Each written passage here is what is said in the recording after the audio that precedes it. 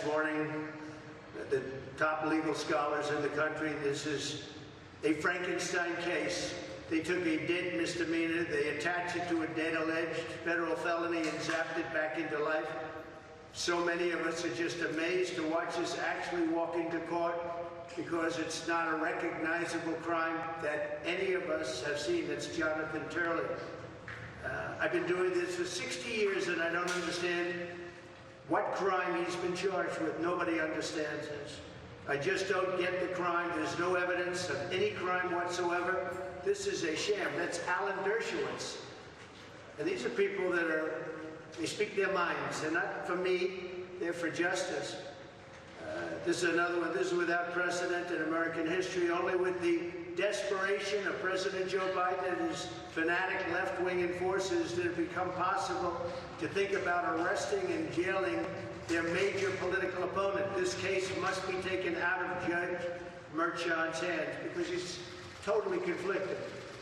Judge Merchan is totally conflicted, like probably no judge has ever been conflicted before. Here's another one, Manhattan DA Alvin Bragg. His prosecution of former President Donald Trump violates both the federal and state constitutions. This is a prosecutor making it up as he goes along. Due process worthy of the names does not tolerate that. So these are statements. This is Andrew McCarthy made that statement, highly respected. A judge is allowing wide scope of information that has absolutely nothing to do with the case. That's Rebecca Rose Woodland, Fox News. Today we have Rick Scott here, Senator Rick Scott. We have other politicians here. We have people, many people in support. The outside of this building is closed down like Fort Knox. Nobody's ever seen. We have so many police down here, New York's finest, and they are New York's finest.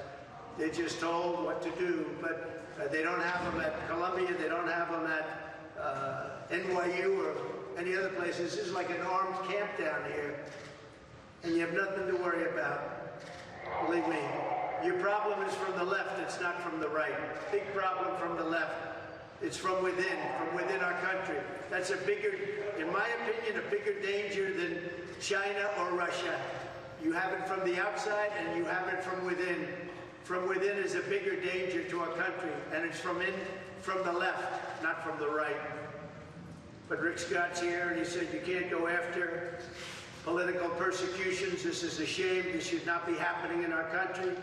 And Senator Ted Cruz put out a very strong statement about attacking Donald Trump and the American voter. It's an attack on both. This is purely and simply election interference. There is no case. So that's the way it is, but here we sit after 2.5 weeks, and I think you'll see some very revealing things today, and I want to thank my lawyers. They've done a very good job, but I'd rather thank them after it's over as opposed to now, because we don't want them to get carried away. There's no case. Should have never been brought. Alvin Bragg didn't want to bring it.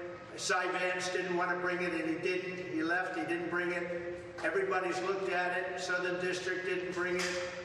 Federal elections didn't bring it. It's also a federal case, not a state case, which they're not allowed to do, but these are minor details. So I just want to thank you for being here, and we'll see you later in the afternoon. Thank you very much.